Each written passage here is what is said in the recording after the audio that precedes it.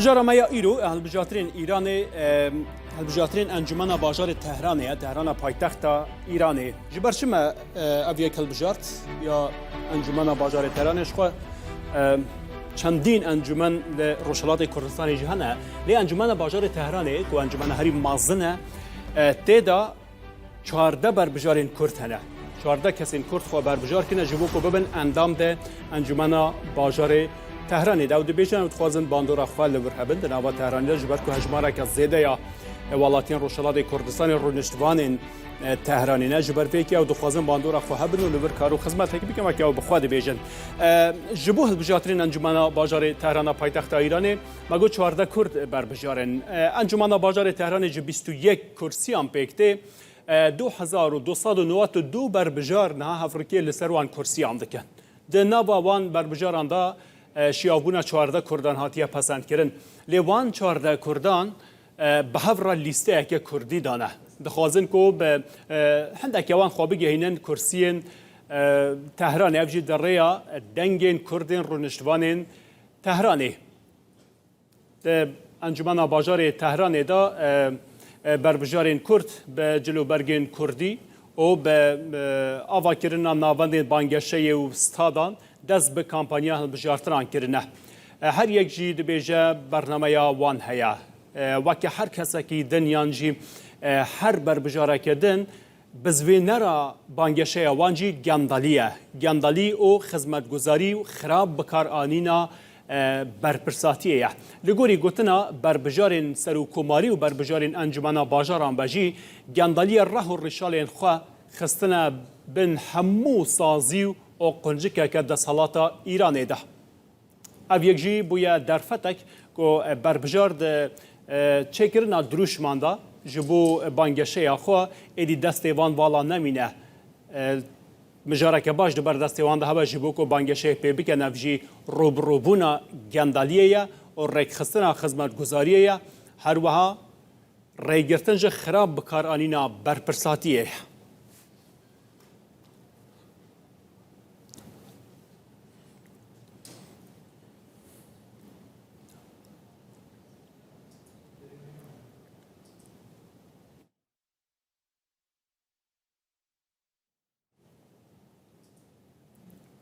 Balê li ser vê mijarê em ê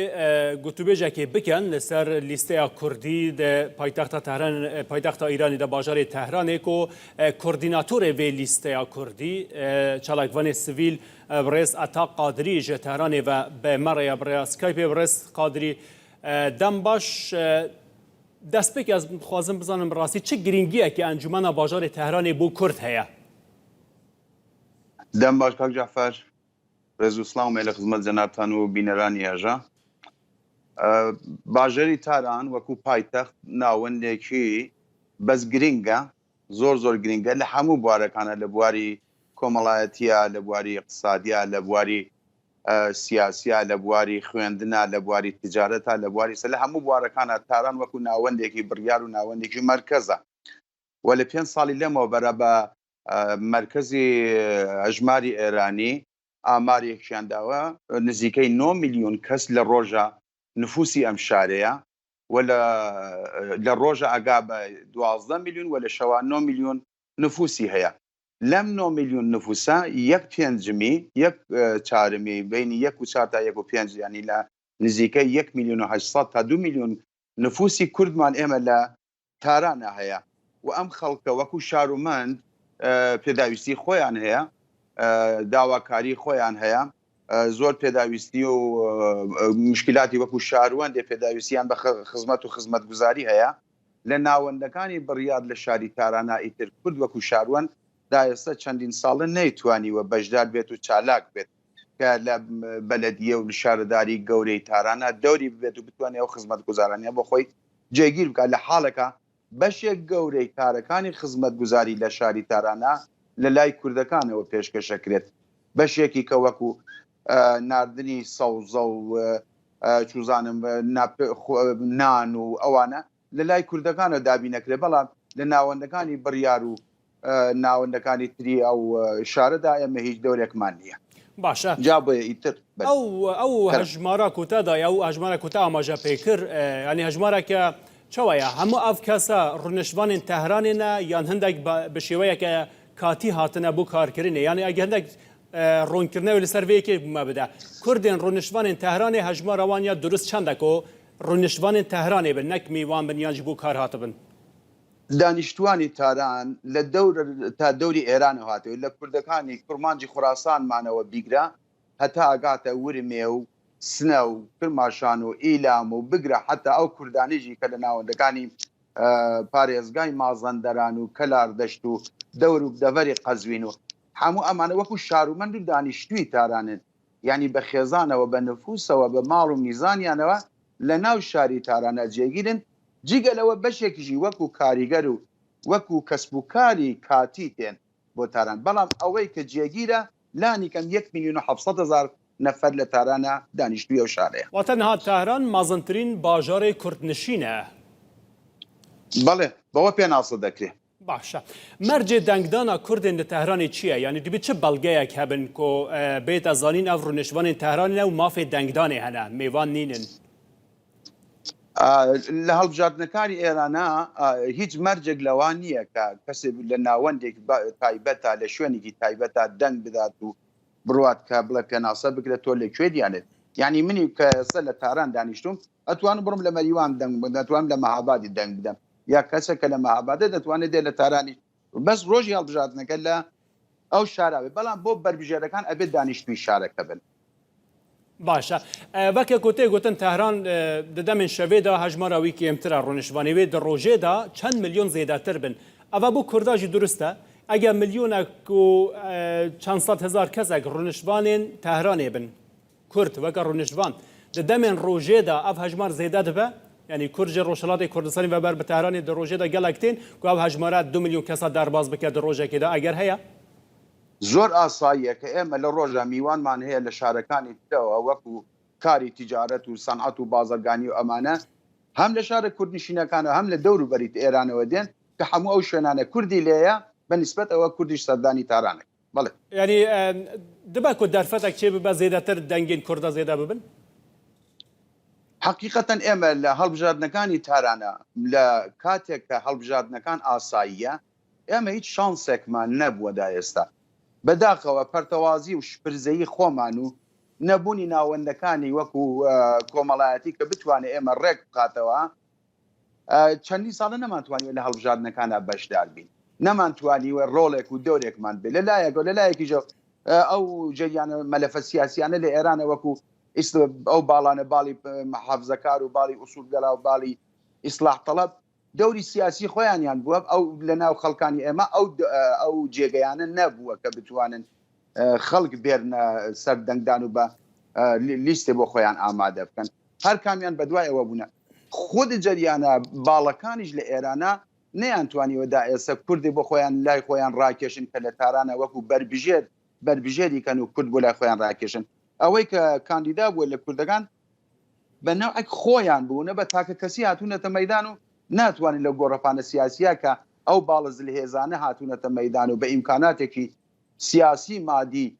زۆرەوە دیانە مەدان بەرامبەریان ڕکابەری بکرێت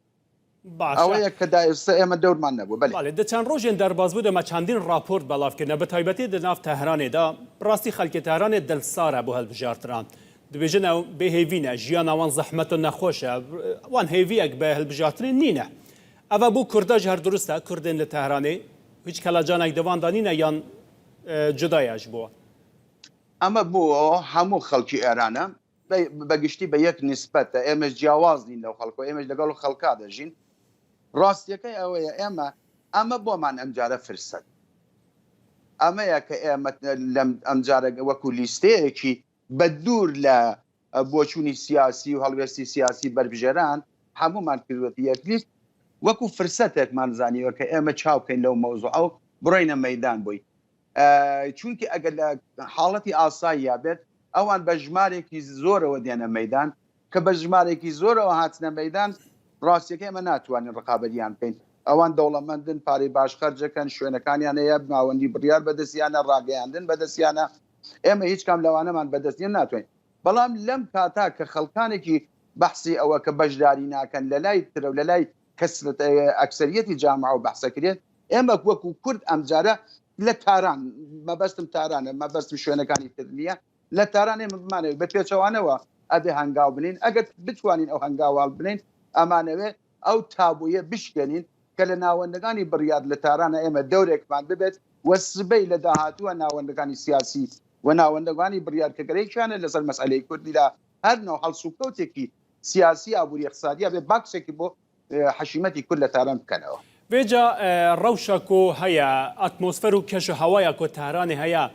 بار بۆیەکێ دەدا یانێ ڕێدەدا کو تشتێکەوە هەبێکردن بەکە نمونە مثلا ئەنجومانە باژاری تەهرانی ئەو قاسی هێزاوی هەیە کۆ بکار بەبێژە بڵام مزگەفتێکە سنی مەذهبان لە تەهرانی چێ ببە کوردین سنە بچن نمێژە خۆ تێدا بکەن چۆ بڕاستی هەمیشە کێشە بووە یەکە یان ناوەندێک ئەکادیمیەک تشتێکە کوردی بە زمانی کوردی هەبە تشتێکەوە هەیە ئەگەر هەیە لە بەحسی مزگەوتە شارداری تاران هیچ بڕیارێک ناتوانێت بیدا بەحسی مزگەوت و بەحسی ئاین لە شوێنەکانی ترە بڕیاری لەسەر درێت بەڵام ئێمە کێشەی زۆرترمان هەیە ئێمە ئەو خەڵکەمان کە لە تارانە بۆ کردنەوەی بینایەکانانە بەڕاشکاوی عرضت کەم کەس ئاگای لەوێن ئەمە لەگەڵ نەوع تەبعیزێکە لە تارانە بەرانبەرین لەگەڵ ئەتمۆسفەری سیاسی ئیداریانە لەگەڵ خەڵکانی ترا یان لەگەڵ خەڵکانی غەیرە کووردا لە تارانە ئێمە هیچ کێشەمانە بە پێچەوانە زۆر پەیوەندیەکان خۆشە وە کورد لە جێگەی احترام و جێگەی متمانەیە لە ناو خەڵکانی ترێرانیە لە تارانە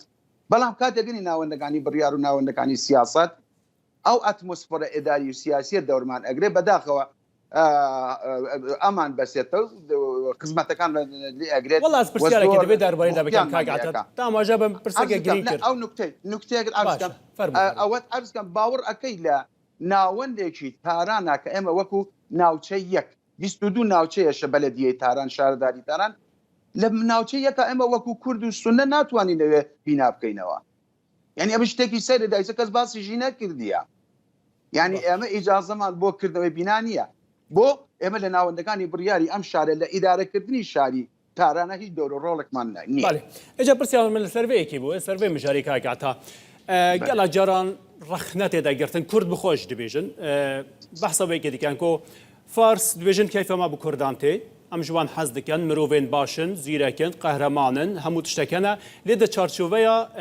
تەبەقەیە ژێر یا جڤاکێدایە قەت نەقل نابە ناچە بۆنە بڕیارێن ناوەندێن بڕیارێدا بۆ دەسەڵاتێ لێ باشە یەش دەسەڵاتێ هەر فارسە هەیە دەبێت جڤاکیشدا دەبێژە و داخەوە و کوردان بە قەهرەمان دەزانە ئەوجی هەر فارسە چما دەرباسی ناوەندێن بڕیارێ نابە ئەو هەستە ئەو حەزکردنا کوردان لە ژێر حەز دکەن لە ژۆر حەز ناکەن دوشتی جیاوازە برانە ئەوەی کە ئەزانین ئەوەی کە بڕیاری دەسەڵات و سیاسەتە لە ڕاستیە سەدا لەسەر لە ناو ئەو خەڵکەوە هەڵ نەقڵیوە ئەمە لە بەرچاو ناگرین ئێستا ئەبینین ئەو هەمووی ئەترازە لەسەر چییە ئەو ناکۆکیانە لەسەر چییە بۆ ئەلعەن جەماعەتی لە خەڵکان ئەڵێن بەشداری هەڵبژاردنەکان ناکەن و بەحسی تەحریمەکەن یعنی جیاوازی بۆ چوون هەیە ئەم کولتورێکە 150 ساڵە دەسەڵاتی سیاسی ئێران بە پەمبەس ئێمەی سەر بڕیوە یعنی بە زبانی خۆش حکایەتەکەی مامۆستاخانە ئەو پشیلەکە بۆ ئێمە بەشی ئێمە بووە سەربانەکە حتاکو ئاسمانی خوددا بەشی ئێمە بووە بەڵام ئەو ماڵ و وەزع و میزان و مەڕووماڵاتە کە پڕ زەحمەتەوە هی ئەوان بووە بەڵام خەڵکانی ئاسایی تێناگەن ئەگەر حاڵیان بکەین لە بڕیارە ڕێئەکەون لەگەڵ منە بۆیە بەگشتی ئێمە لە ئەتمۆسفەرە سیاسی و ئیداریەکان مشکلەمانەیە کە ئەو ئەتمۆسفەرە سیاسی و ئیداریە گشتیان خەریکن مەلەفەکانی کۆن دووبارە ئەکەنەوە هەر کە دێتە سەر دۆ لەچێتە سەر مەلەفە کۆنەکە لەسەر ئەوە مەلەفی تازە یا بۆچوونی تازە یا تێڕوانینی تازە لە سیاسەتی ئێران وەڵبێ دەوڵەتی کۆماری ئیسلامی وەکو دەوڵەتێکی ئیسلامی هاتە سەر دەور کە بە بڕیار بە پێ ئەو یاسانە بدات کە خەڵکانی مسلمان پێ باوریانە إنا خلقناكم من ذكر وأنثى وجعلناكم شعوبا وقبائل بس قرار أما نبو لسر أو ملفانة بچێتەوە کە دەوڵەتی پادشایی محەممەد ڕەزا پەلەوی لەسەریە چووی ئەوانی تر لەسەریە چوون کێشە ئەوەیە کە لەسەر ئەو لەو ئەتمۆسفەرە سیاسی ئەچنە دووبارە بۆ ئەو مەلەفانە لەگەڵ خەڵکانی تر و نەتەوەکانی تردا معاملات کاک ئاتا دەگەڵما بمینامی بچن سەر پرسا لیستا کوردی یا چواردە بربژارێن کورد باژارێ تهران دا جبو هلبجاترین انجمن باجار تهران شخوا لیست که کردی هیا ام هندک زانیارن لسر وی لیست بدن و در ریا ویدیو والا کدا کاغاتاج دیگه ما ببینه بردوام با میدنا و بحث کردن وی لیستیج دا می پرسانج کاغاتا بکن ام بوی اوای دا پیدا بچن لیستا بربجارین کرد لتهران شخوا ما به رز نویسینه لی دراستی دا دو کسانه کو سر لیستن یک جوان دکتر هوشنگ شیخیه کو خلک اورمیه یک جی خلک مریوانه زانا قادری هر دو سر لیستن لی امی یک بیک به رزبنده کو ما چکری امی وان بوا بد ناس کردن کا بر بجارین کرد جبو هلبجاترین انجمن باجار تهران کینه جعفر آین پرست خلک مهابادیه برای پارلمانتار بوده دوره که نها بر بجار جبو انجمن باجار تهران خلک باجار مهابادیه لپارزگاه اورمیه سنن مذهب کوداوی هشمارا ویجی 17 هوشنگ شیخی خلک باجار اورمیه لپارزگاه اورمیه سنن مذهب و کوداوی یا هشماراوی یا دنگدان 49-26 دو بر بجارندن ین کرد لتهران رحمت الله قیصری شخوا خلک تکابه سنن مذهبه سر با پارزگاه اورمیه یا تکابجی هشمارا کوداوی 59-18 عبدالله بهرامی خلک بوکانه پارزگاه اورمیه سنن مذهبه کوداوی 19-14 دوبار بجرندن زانا قادری شخو یک جسر لیستانه دیگه هوشنگ شیخی خلک مریوانه پارزگاه سنن مذهبه و کوداوی 57-84 ارسلان بهرامی خلک بانه پارزگاه سنن مذهبه افجی کوداوی 19-12 بربجارندن یک کرد محمد ناصر معصومی زاده خلک کرماشانه لپارزگاه کرماشانه شیعه مذهبه کرد شیعه مذهبه کوداوی 66-71 بربجارندن سودا نجفی سودا خانم جی خلک کرماشانه لپارزگاه کرماشانه و باجار کرماشانه جی شیعه مذهبه و کوداوی 69-76 بربجاریدن محمد رضا محمد زاده خلک باجار کرماشانه لپارزگاه کرماشانه شیعه مذهبه او جی کوداوی جی 64-55 دگل کامران زنگیشه او جی خلک باجار کرماشانه لپارزگاه کرماشانه شیعه مذهبه کرد شیعه کوداوی 45-47 بربجاریدن بابک گراوند خلک باجار ایلامه لپارزگاه ایلامه کرد شیعه مذهبه و کوداوی 61-87 دگل محمود عیدی او جهر خلک کرماشانه لپارزگاه کرماشانه شیعه مذهبه و کوداوی 56-41 آزین شرفخانی آزین خانم جی خلک ایلامه لپارزگاه ایلامه شیعه مذهبه 47-86 دگل رعنا احمدی رعنا خانم جهر خلک ایلامه باجار ایلامه شیعه مذهبه کرد شیعه کوداوی 12-28 بله او 14 بربجار کرد بون دنا لیستا کردی دا کل تهران هاتو بودالین دگل رزار عطا قادری می گوتر بیجا خو بردوام بگن که عطا چوا بو کو لیستا که کردی دا و همو کردن شیعه و سنه لهمو پارزگان با کوم کرن هلبت بو چیجی تو بربجاره که کردن یارسان تیدانی نه لخدمت عرض کم ایمه لتهران چوار هلبجاردن من لبردسه یکم هلبجاردی سر و کماره دوم هلبجاردی خبرگانی راهبریه سوم هلبجاردنی شهرداریه کانه و چوارم هلبجاردنی پارلمان مجلسی شورای اسلامیت اما لو سیکریتریا حقیقت صلاته کمان نیه و لوانه نیه بتوانین دورێکی ئۆتۆمان ببێت هەرچەندە چەند بربژێر مانەیە بۆ پارلمان بۆ مەجلیسی شۆرای ئیسلامی لە کوردەکان بەڵام ئەبێ یەک کەس بەشدار ببێت یەک کەس بەشدار بێت لە کۆی ئەوە لە تارانە یەک کەس ئەچێ بەنسبەت ئەوە کە نەمانەتوانی هەڵبژێرین و کات و زەمانمان کەم بوو بۆ یارسان کاندیدامان نەبووە من کەسمان ناس نەکرد چون ماوەکەمان کەم بوو هەر بۆ ئەندازە توانیمان ئەو بەرادەرانە بناسین و پەیدایان بکەین بربژاربوون ئاساییە بۆ کوردێن یارسان یعنی دکارن تێنە پەسەندکردن جارێکان تەجروبەمان نەکردی ئەوەی کە لە یەزدا وەکو زەرتەشتیەکان بوومان بەداخەوە مشکلیان بوونیان توە بەس یارستانەکان لە ناوچەکانی خۆیانە لەو ناوچانە کە ئێستا وەکو شارە کوردنشینەکانی خۆمان لەوێ بەشدارن خۆیان بەربژێرن و هەڵیژە بژێنە خەڵکەکە خۆشیان هەڵبژێن بەڵام لە شارێکی وەکو تارانە چونکە تەجروبەمان نەکردووە ناتوانم قسەی لەسەر بکەم. باشەوان بربژارین کورد چه بەرنمەیەک هەنا یانجی تەنێ هەر دخوازن وەکە کورد لە ئەنجومەنی تارانێژیدا هەبن یان بەڕاستی بەرنمەیەک تشتێکی هەیە و هەندێک خزمەتگوزاری هەر نەبی بۆ کوردێن ڕۆژوانین تارانێ بکەن. سەرەکی ترین بەرنامەمان پرۆگرام ئەوەیە کە ئێمە لە ناوەندێکی تری سیاسی و بڕیار و دەسەڵات ئێمە لە ناوەندی ئێرانە یەک کورد دەوری ببێت و دەسەڵاتە بەشدار ببێت ئەمە یەک. دووهەم ئەوەیە کە بتوانین تاران لە واقعا کۆی هەموو ینی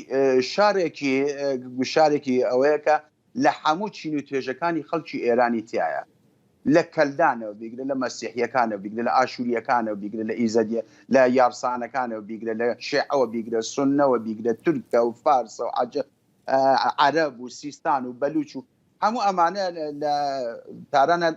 ڕەنگ خۆی داوەتەوە بۆی ئێمەش وەکو کورد ئەمانەوێ دەوری خۆمانمان ببێت و بتوانین بە تێکەڵبوون لەگەڵ ئەو ناوەندانی بڕیارە کاریگەریمان هەبێت لەسەر بڕیارەکان کاریگەریمان بێت بۆ کەمکردنەوەی تەبعیز و ڕنگدانەوەی ئەو کەمایەتیانە ئەبێ لە تارانە خۆی پیشان بدات. ئێمە لە بواری کەلتوری ئابینی هەرچەند ساڵی 2-3 جار دەسەکەن بە دایرکردنی فستیوالی کوردی لە تاراندا ئەنن بەڵام چۆن بە پەلەیە و بەبێ ئەوە پەیوەندیکەن مەشورەتێکن چۆن ئێمە نیونە ناو دەسەڵاتەکەژە پەیوەندی ناکرێت بە خەڵکانێکی غێری پسپۆرت دەست پەیداکەن فستیوال گوزارەکرێت بەڵام زۆر زعیف و لاواز باشە کاک ناتوانێتەوەی بڕاستی کورد دەڕێیا تەهرانێدا ینی بگشتی مەبەستا من کورد هەموو ڕۆژهەڵاتی کوردستانە دەڕێیا تەهرانێدا مەبەستا من دەسەڵاتە کۆمارە ئیسلامیە کورد دەڕێیا تەهرانێدا ئاسوویەکە ڕوون هەیە یاننا. وەڵام دانەوەی پرسیارە زۆر سەختە بەڵام هەوڵە دەین ئێمە بە ئومیدەوە دەژین. باشە لە هەر کەسێکی دەپرسی دەبێژن بڕاستی خەڵک کێ هەیەجانێک بۆ هەڵبژارتران نینە ینی دەمەکۆ خەلکێ و هەیەجانان نەبە بچە هێویەکی بە کار دەکەن کۆ بکاربن خوا دە مەیدانێدا ببینن. حقیقەتەن ئێوە هەورامان ئەزانن هەورامان هەمووی شاخ و داخە لەو شاخ و داخات و وەختێک ئەبینی بەردێکی زۆر زەبەلاح و گەورە دەبینی بەڵام گوڵێک یا دارێکی سەوز خۆی سەری سەوز بۆ سەری هەڵداوە چەند جوانە. ئاسایی ئەوەیە کە هەموو کەسێک ئەتوانێت لە حاڵەتی ئاساییە بەشداری ئیشی سیاست ببێت و هەڵبژاردن بێت و ئەوانە بکات. عەرزم کردی لە سەرەتای قسەکانمان ئێمە ئەم هەڵە لە ناوەندی تارانە کە خەڵکانی ئەکسەریەت نایەتە پای سندوق ئێمە لەم دەرفەتە وەکو دەرفەتێ بیگوازینەوە کە وەزنی خۆمان پارەسەنگێک لەگەڵ ناوەندەکانی بڕیار و سیاسەتە قسەیەکمان بەوتن بێت و بڵێن کاکە ئێمە هەین مانە ئێمە هەین هەدەف ئەوەیە ئێمە نەهاتوین بۆ خۆنەوە نەهاتوین خۆمان بنوێنین نهاتوین ئومێدیشمان زۆرە بەڵا بەداخەوە دێر دەستمان تێکرد هەر لەم ڕێگەیژەوە داواگەن لە بەرادەرانمان ئەوانەی کە کورد دەدوو لە تارانن چاویان لە ئێمەیە و دەنگەکەی ئێمە ئەبین ئەو چواردە بەرادەرەی ئێمە ئەبینن بەبێ ئەوە بەحسێکی ئەوتۆبکە ئێمە ئەمانەوێت لەو دەرفەتە بەبێ هیچ جیاوازیەک ئێمە ئیسلاح تەڵەبمان لەناو ئەم لیستە هەیە ئوسوڵگەراژمان لەناو ئەم لیستە هەیە سربەخۆشمان لەناو ئەو لیستە هەیە ئێمە هیچ بەبێ هیچ جیاوازی شیعەژمان هەیە و سونەژمان هەیە هیچ جیاوازیەکمان نەخسوتەبین بەس تەنها میحوەرمان ئێمە کوردە لەم لیستەی خۆمانە بۆیە داواکەین بتوانین ئەم هەلە بگۆزینەوە و ئێمە لە ناوەندێکی بڕیارە ئەم جارە ئەتوانین ئیش بکەین بەڵام ئەگەر سبەی بگاتە حاڵەتێکی عادی و 2 میلیۆن ڕێی بەرامبەر ئێمە ببێت ئێمە بە 1,500,000 ئینسان دانیشتووە کە دانیشتوین بتوانین 400,000 500,000 ڕێی کۆکەینە کە قەتعا ناتوانین بینێنەوە ئەم شۆراوە بەڵام لەم کاتا بۆمان دەرفەتە وەکو دەرفەت سێریەکەی وڵاس بە زانیاریەکە بەدەمدە دەربارەی هەڵبژاردنی سەر و کۆماریە ئیرانی کۆ نەهاتیە ڕاگەاندن یەک ji بربژارên ser û کۆماریە ئیرانê Mêr Elîzade xwepaş vekişandiye bejdar nabe ragihandiye ku êdiya insirav dide veke berbişarê ser û komariye namîne ji xwe berbişarê rêformxwaza waniye rêformxwaza Mêr Elîzade Balê Masir Mêr Elîzade rêformxwaza berbişarê ser û komariya Îranê ragihandiye ku ev êdiya û bejdar nabe û da ji karberdana xwe ya jî paşvekişana xwe radestî wezareta navxuya Îranê jî kiriye û و گوتی ایدیا و بجدار نابه دوی درباره از پرسیاره که بکم سر هلبجارده سر حکوماری پرسیاره داویه یا برز هاتا بو چون اتل سر هلبجارتری سر حکوماری ایران چنه اگر هیا که حکومت اگواره سرکار هندک نبیت هر دوباره جیانا آبوری دا خلکی بچه دلخوش بکه براستی خلک ماندیه یعنی از گوتنا منینه ها گوتنا رودا ولینه خلک بخواد بیجه هر کس هم دو پرسن وایه دی بیجه ماندینه و جیانا ما نخوش أغي مير علي زاده لإصلاح طلبكانا أول عرض كم شو كنا لاو سلا أصول قرا محافظة كارا كان يمرس بها والي تر هي لواني دوباره أشنك نارو بإني أواني تر بلان راسي كي أويا أما وكو كود لحال بجاردنا كان يسرو كوماريا هيج آمان جو دسكو تكي دا استبو من نبوه هيج جاوازيه كي بو أمان نبوه بالي محافظة كارو بالي أصول قرا وبالي إصلاح طلب وكو يكبوه بەشەکەی ئێمە کابراوتنی هەرە و چلمە نەبووە هیچ جیاوازیەکی نەبووە و هەموو میلەت ماندوون ئێمەش ماندوین خەڵک ماندووە چاوەڕێ دەکرێت ئەگەر ئەمانە یعنی حقیقەتەن بربژێرانە نەتوانن ئیشە بکەن نەتوانن کارێ بکەن خەڵکی تر لە سندوقەکانی دەنگدان بێزارە بێت و ناومێ دەبێت بەداخەوە ئەو ناومێدیە لەناو چاوی تاکە تاکەی إيرانية بيندرب. ببورة والله ناوميدية أجر بالي يعني ما بس أوي كويا دا صلاة كمرة سلمي دا چل سال در باز بود خلق ماندی کریا كنا شباش دار نبيان برازي بربجار لوازن ويجاري. هر كيا. هر دو كي هيا. عندو. بوشي بربجارة كباش ناته هالبجاتن كاس نبو. هيا بس وكو ناوندكان كأوان صلاحیت دەدەن ئەوەیە کە ئەبینیت کەسایەتیەکی وەکو هاشمی ڕەفسەنجانی خۆی دامەزرێنەری کۆماری ئیسلامیە لە مەقتەیەکە لە لای کار لا دەبرێت دەگە بەربژاریش بێ دەبێت نامێنێ ئەوەیە کە ئێمە نازانین معیار چییە.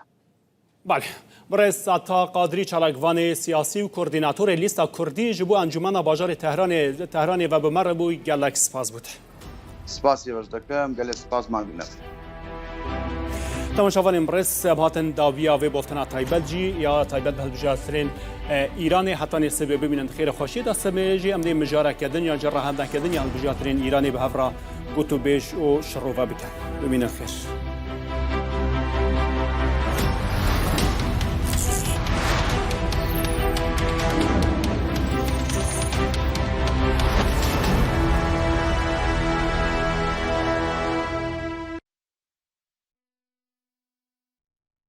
نوچه به سپانسریا آوا لایف.